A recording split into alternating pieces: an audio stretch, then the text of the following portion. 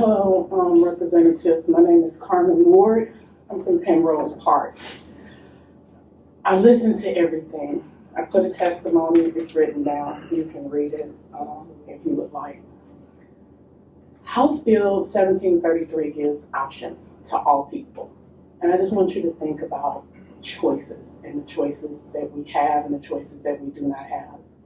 We elect representatives to talk and speak for us on behalf of decisions that you make. Like, half of these bills on the north side, they don't even come and talk to anybody. Who knew what House Bill 1733 was? How many of you go back to your communities and tell them that there's a choice, that we have an option? I'm listening to you guys debate all of the semantics of everything that's going on in the bills.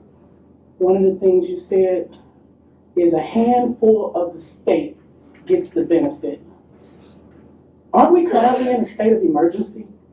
Education is in a crisis. And with all due respect, you sit here in Jefferson City, you make these decisions, and you do not come and talk to the people. We need help. We're in a crisis. I don't care.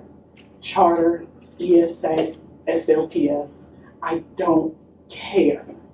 I want a choice. I'll even say this. We elected you to represent us, and you don't think that we're competent enough to make a choice. You don't even come to our communities and tell us anything, but you debate with us on whatever platforms that you find us on. We deserve to be a part of a conversation that you refuse to allow us to be in. I don't know Phil. I've come down and testified on a couple of his bills. Charter schools can get it. SLPS can get it. Private schools can get it. Anyone that is not giving academic excellence to children can get it. So right now, we're coming to where you guys are and saying, we know that you are the gatekeepers for everything that matters in our state. And we are in a state of emergency. And while you guys are debating the semantics of it, our children are graduating and they cannot read, they cannot write, and they're going into college in remedial courses. But I bet you, each and every one of you have a choice. And the choices that you make sure that your children get to, through college, and on a solid foundation that gives them a chance to live the life that they deserve. And you are ripping it away from us while you're debating your semantics. And we're done with it. I support this bill because I have a choice, and you will not take my choice from me. Thank you. Thank you, ma'am. Are any questions for Ms. Ward? Representative Rowdy. To inquire. Go ahead, ma'am. Good morning. Good morning, Ms. I wanted to clarify something you said, and I may have misheard. You said that you believe that every one of us sitting up here have a choice to send our children to whatever school and et cetera. So I represent North St. Louis County. I live in Ferguson. I also have the privilege of representing the oldest Black community in the state of Missouri, which is Kenlock. It's desolate and destitute. I make $35,600. Is that what we make a year? Mm-hmm. $35,600. So I had to quit my job as a school counselor in order to do this work. I don't have a choice to send my child any and everywhere. So I just wanted to clarify that statement. My child is a public school child, Okay.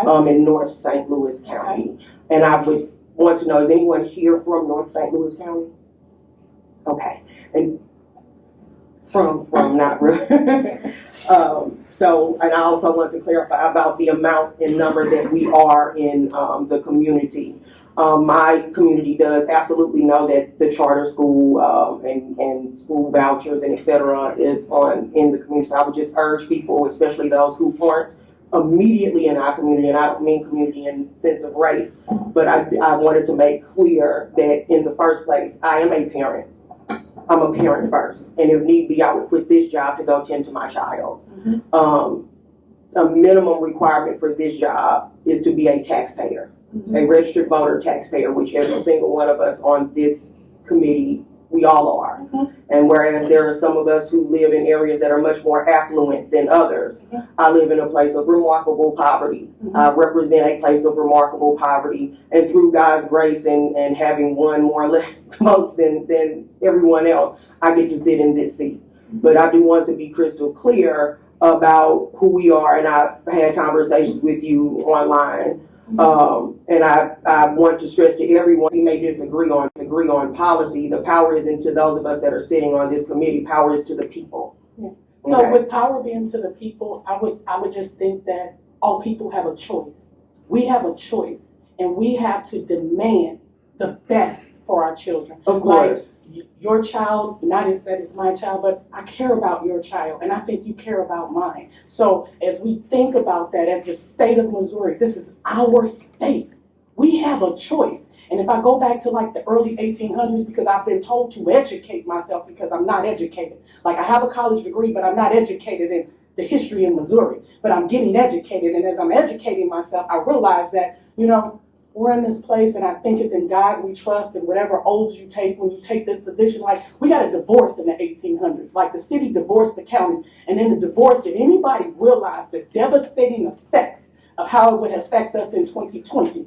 No. And I'm not going to speak too much because I'm still researching, because I have to learn what I don't know, because I've been told I need to learn. And with me learning this divorce and this division and this and that, it has to end, people. And all I'm saying, if we are the state of Missouri, if we are one people, how about we come together and make some decisions for the kids, the black ones and the white ones, the rich ones and the poor ones, the ones in the counties and the ones in the rural areas. I don't care. What I'm saying is, we can't keep debating. Debate time is over. It's game time, people. And with that, I hear you, and I definitely have an obligation still to represent and be the voice of the people who sent me here. And with that, this policy is notoriously unpopular where I live. I understand. Thank you. You're welcome. Thank you. Representative Bailey? Good morning. I appreciate your passion for this. I think you hit it on the nail on the head. We need to come together as one for these kids. Black, white, doesn't matter. Doesn't matter. E pluribus unum, out of many, one. And that's where we get so divided in so many ways: race, religion, politics, you name it. I mean, there's so many categories and I can't even count them. And this bill, I think, is out of the many bills brought forward on school choice, this one actually doesn't hurt the school funding. It actually helps it. And then also it gives kids a choice. Like I said earlier, I've been working with some families that their kiddos have had some behavioral issues and they're out of the school. Their choices are juvenile hall or homebound Or jail. or jail. And, we talk about reform and prison reform. What are we starting our kids at? If they're not at school, they go to juvie hall, jail, or homebound. That's it. And, if you go back to the great divorce in the state, you're right. It was separated, it was segregated. And shame on us. It's 2020. For the love of God, let's give these kids a choice. Let's give these parents a choice. Let's get them out of the circular cycle that we have of jail. And, we talk about bullying. I think the former speaker, Michaela, that's something that isn't brought up a lot, but it happens all the time. We have virtual schools now. Well, some people in the state are fighting virtual schools. Isn't that a shame? The one single choice we have in the state, and we're fighting it. Kids that get bullied, they need to be out of that situation. Because guess what? Guess what's popular now? Suicide. And we're all, oh, we need this, we need that. Well, how about we give these kids a choice, not fight it, not hurt the public schools, let's make them better. And so I appreciate your passion. I'm with you on these kids. I don't give a damn about who's mad. If these kids can get a better education somewhere, we do it regardless of. this is a great bill. It's not gonna hurt our public schools. It's not gonna hurt the funding. It's only gonna make it better. And the options in this bill is choice extreme. And having a child that has had some disability issues, if I wouldn't have lived in a district that had these special services, what in the world would I have done? And I would add, how about we apologize? Like, Yes. Carmen Ward, I'm sorry. I'm sorry that I did not give my son Paul the best support that he needed. I'm sorry that I was the daughter of a heroin addict that died when she was 5. I'm sorry that I did not pay attention in school like I was supposed to. I'm sorry that there was more that I could have done as a parent. And how about the government? Get off of the politics, apologize, even though y'all weren't here in the 1800s or the 70s or the 80s or the 90s. Like, stop it. Y'all are playing games. Stop it.